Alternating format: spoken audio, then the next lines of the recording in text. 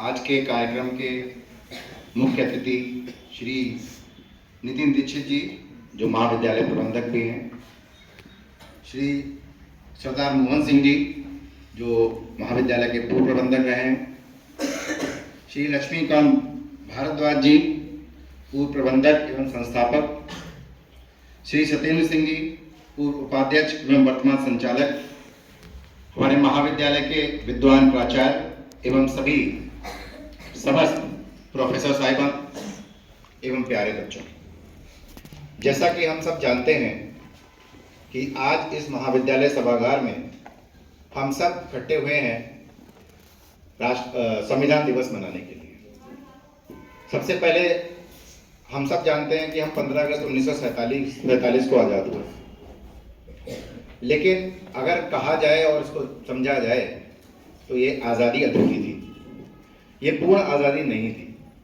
इसके कई कारण हैं। एक तो हम इसलिए अधूरे आज़ाद हुए थे क्योंकि हमारे देश के अंदर ऐसे कई क्षेत्र थे जिन पर ब्रिटिशर्स का सीधा कंट्रोल नहीं था। जैसे कि अगर हम बात करें तो हमारे देश के अंदर ब्रिटिशर्स के कंट्रोल, सीधे कंट्रोल में तो था हमारे ब्रिटिशर्स के द्वारा जो राज्य जो शासित किए जा रहे थे वो उनको बोलते थे ब्रिटिश राज्य। वो 11 ऐसे ब्रिटिश राज्य थे जो उस दिन आज़ाद हो रहे थे, बल्कि भारत का बहुत बड़ा हिस्सा एक ऐसा हिस्सा था जो उस दिन आज़ाद नहीं हुआ था। उनको तो अंग्रेजों ने ये विकल्प दे दिया था कि आपके पास 3 विकल्प हैं, आप चाहें तो भारत में जाएं, चाहे तो पाकिस्तान चले जाएं और चाहे तो आज़ाद हो जाए। भारत के छोटी छोटी रियासतें, जैसे शेरपुर भी एक रियासत थी, ऐसी 552 रियासतें देश की तो छोटी छोटी रियासतें थी जिन पर अंग्रेजों का सीधा आधिपत्य नहीं था, इनडायरेक्ट कंट्रोल था। इसे बोलते थे पैरामाउंसी थी। वो पैरामाउंसी उस दिन खत्म हो गई 15 अगस्त 1947 और उनको उनके समक्ष 3 विकल्प उपलब्ध कर दिए।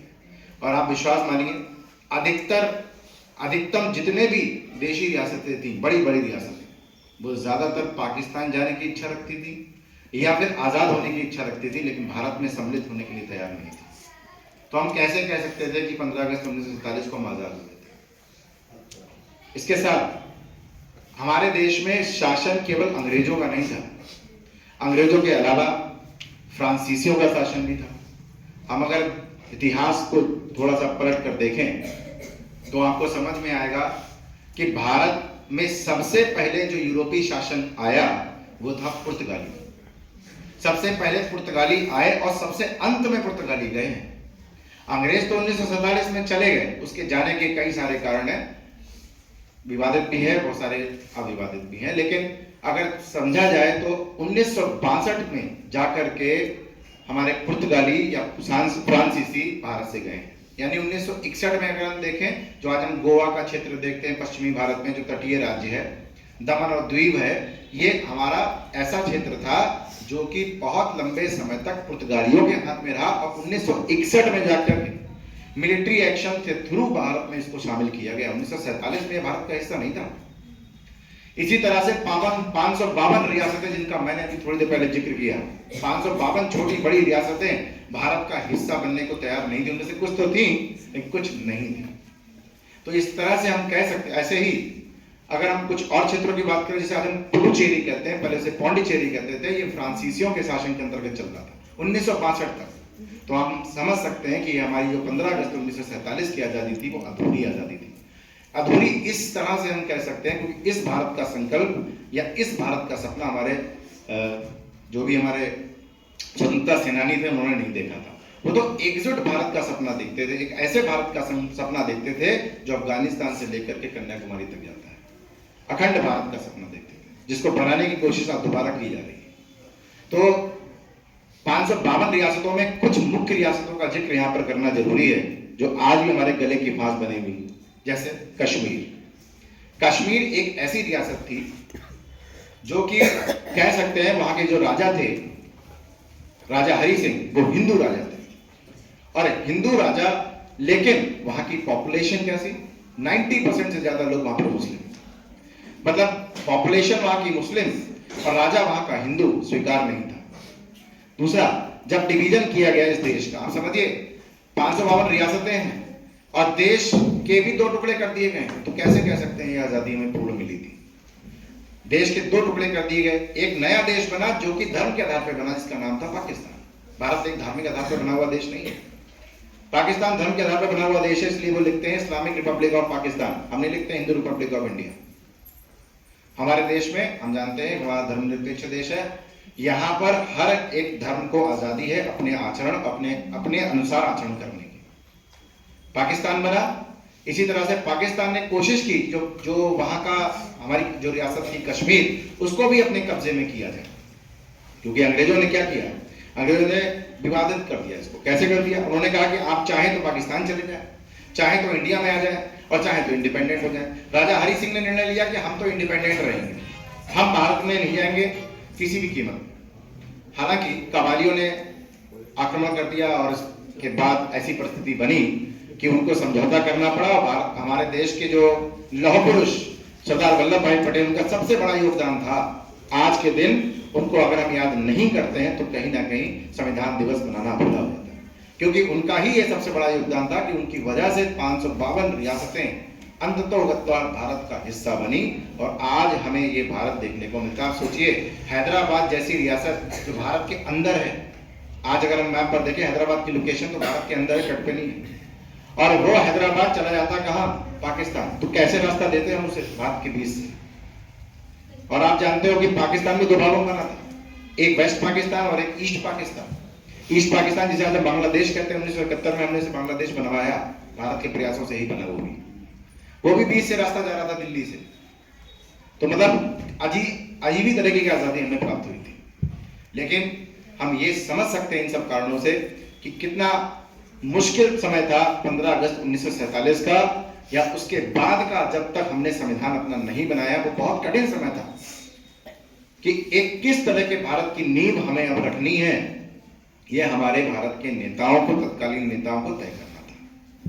15 अगस्त 1947 को जब हम आजाद हुए तो हमारे उससे पहले, तो 1 साल पहले लगभग, हमारे भारत में एक मिशन प्रस्ताव आया था, उसे बोलते हैं कैबिनेट मिशन प्रस्ताव। वह कैबिनेट मिशन प्रस्ताव के साथ ये प्रस्ताव लाया था कि भारत की एक निर्वाचित संविधान सभा होगी और वही संविधान सभा भारत के संविधान का निर्माण करेगी। अब तक इससे पहले कई सारे मिशन आए, सारे फेल हो गए, क्योंकि वो भारत की एक्सपेक्टेशंस को फुलफिल नहीं कर पा रहे थे। भारत के लोग जिस तरह की संविधान सभा चाहते थे, उस तरह की संविधान सभा नहीं बन पा रही थी। हालांकि कालांतर में सब एग्री हुए, मुस्लिम लीग से लेकर के कांग्रेस तक सभी पार्टियों ने इसमें एग्रीमेंट दिया और फाइनली कैबिनेट मिशन बना। कैबिनेट मिशन बना, कैबिनेट मिशन ने जो प्रस्ताव दिया उसके अनुसार हमारी संविधान सभा बनी, जिसके अंदर कुल 389 सदस्य बने, जिन्होंने 2 वर्ष 11 महीने और 18 दिनों में कुल हमारा संविधान बन के तैयार हुआ। हम जानते हैं अब आज का दिन 26 नवंबर को हम क्यों संविधान दिवस मनाते हैं, और अगर आज ही संविधान दिवस मनाते हैं तो 26 जनवरी को गणतंत्र दिवस क्यों मनाते हैं? इसके एक्चुअली 3 कारण हैं। पहला कारण तो ऐतिहासिक है, थोड़ा सा इस बारे में बात करूंगा। देखिए, जब 1930 में या 1929-30 कह सकते हैं, क्योंकि 31 दिसंबर 1929 की मध्य रात्रि की बात है, लाहौर में एक सेशन हुआ था कांग्रेस में, जिसकी अध्यक्षता उस समय के जो अध्यक्ष थे कांग्रेस के, पंडित जवाहरलाल नेहरू जी ने की थी। पंडित जवाहरलाल नेहरू जी ने उस समय घोषणा की थी, कांग्रेस की घोषणा पत्र जारी करके, कि अब डोमिनियन स्टेटस की बात नहीं होगी, अब बात होगी सिर्फ और सिर्फ पूर्ण स्वराज की। अंग्रेजों से सिर्फ हम पूर्ण स्वराज मांगेंगे, आज से हम डोमिनियन स्टेटस नहीं मांगेंगे। और यही उसमें तय भी किया गया कि प्रतिवर्ष 26 जनवरी को भारत अपना पूर्ण स्वराज दिवस मनाएगा। और 26 जनवरी 1930 को पहला पूर्ण स्वराज दिवस मना लिया गया। यानी आप समझिए, भारत आजाद नहीं हुआ है, आजाद हुआ है 15 अगस्त 1947 में जाकर, और पहला पूर्ण स्वराज दिवस मना लिया 26 जनवरी 1930 को ही। और प्रतिवर्ष 26 जनवरी को हम लोग अपना पूर्ण स्वराज दिवस मनाने लगे।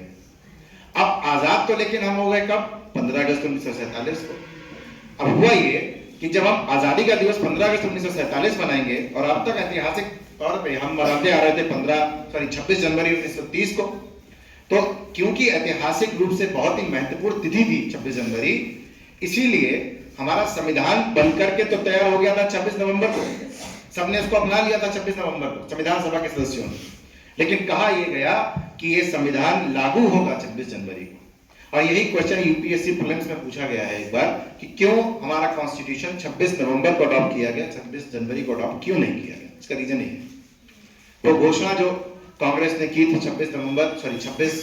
1 जनवरी 2019-30 को ये घोषणा की थी कि हम प्रतिवर्ष 26 जनवरी को क्या मनाएंगे, अपना पूर्ण स्वराज दिवस। इसीलिए वो तिथि खाली हुई और तिथि को खाली नहीं छोड़ना था क्योंकि ये ऐतिहासिक रूप से बहुत महत्वपूर्ण है। दूसरा कारण ये है कि आज जैसा सर ने बताया, सर हरि सिंह गौर जी का जन्मदिन है, जो कि हमारे संविधान सभा के वरिष्ठ कह सकते हैं कि सदस्य थे, उनका जन्मदिन भी है। और तीसरा कारण यह है कि जब इस दिवस को संविधान दिवस मनाने का फैसला लिया हमारे देश की केंद्र सरकार ने 26 नवंबर सन 2015 को हमारे देश का पहला संविधान दिवस मनाया गया।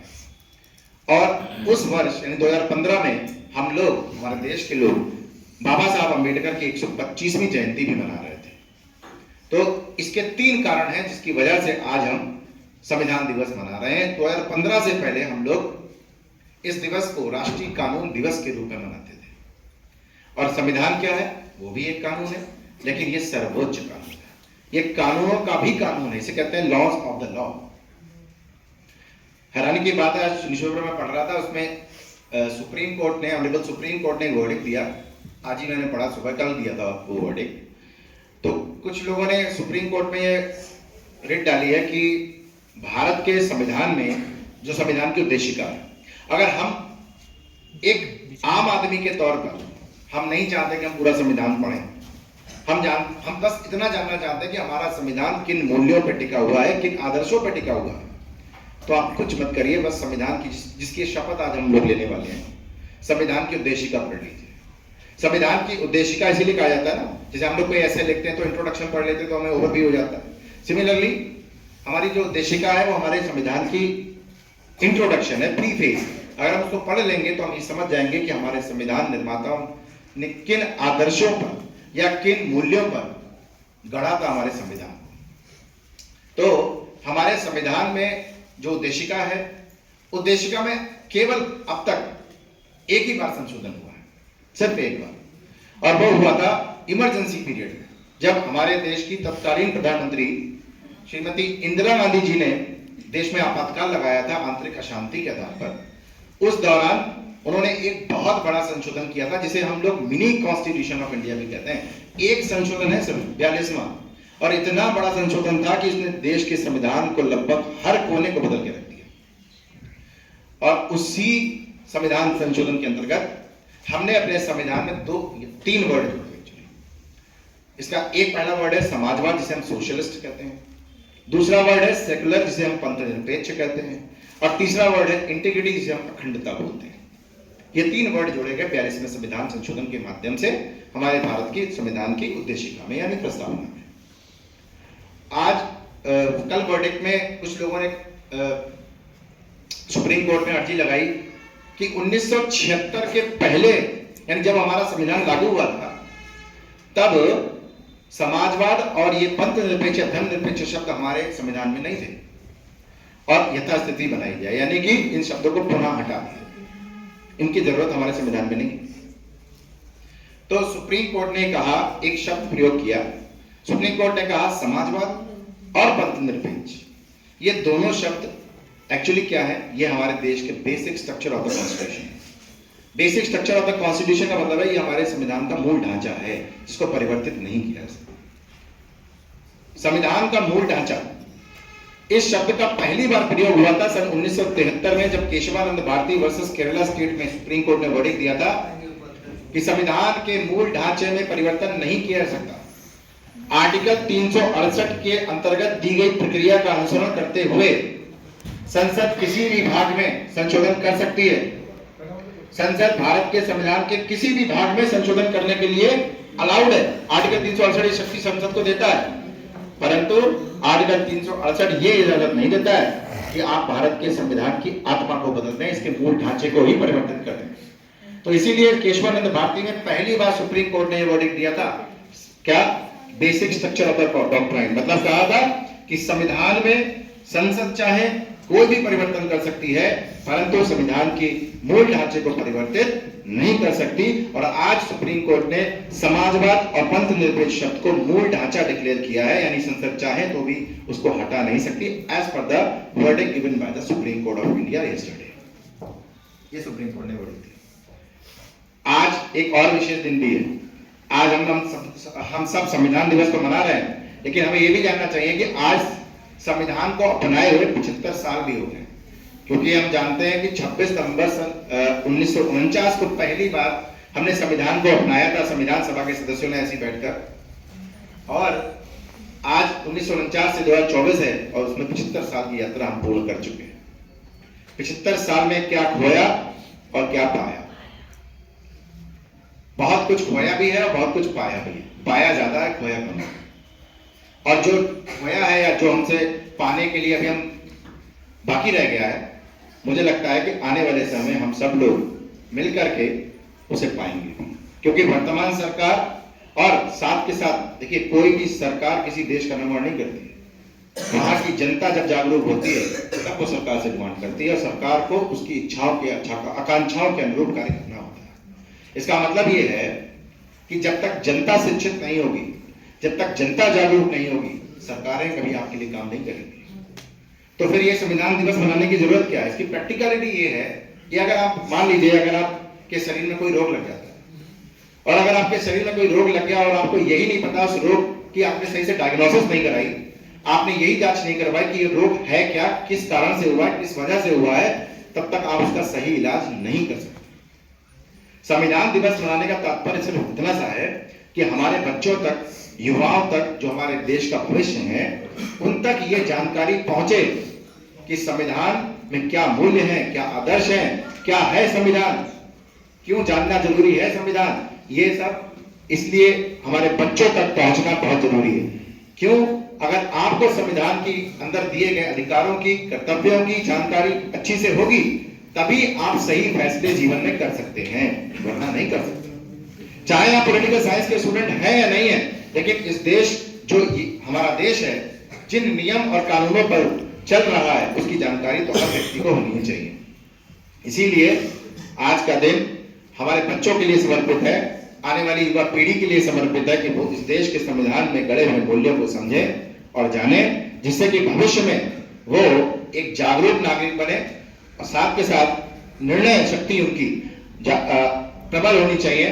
वो सरकार से सही उद्देश्यों की सही मांग रख सके, ये बहुत आवश्यक है। और आज के दिवस की मैं सभी को बधाई देता हूं पुनः। और उससे जाने से पहले मैं जितने भी कंटेस्टेंट हैं जो आज हिस्सा ले रहे हैं इसमें, उन सबको मेरे ओर से शुभकामनाएं। आप अच्छे से सभी लोग पार्टिसिपेट करिए। बहुत बहुत शुभकामनाएं। मैं अपनी वाणी को विराम देता हूँ। धन्यवाद।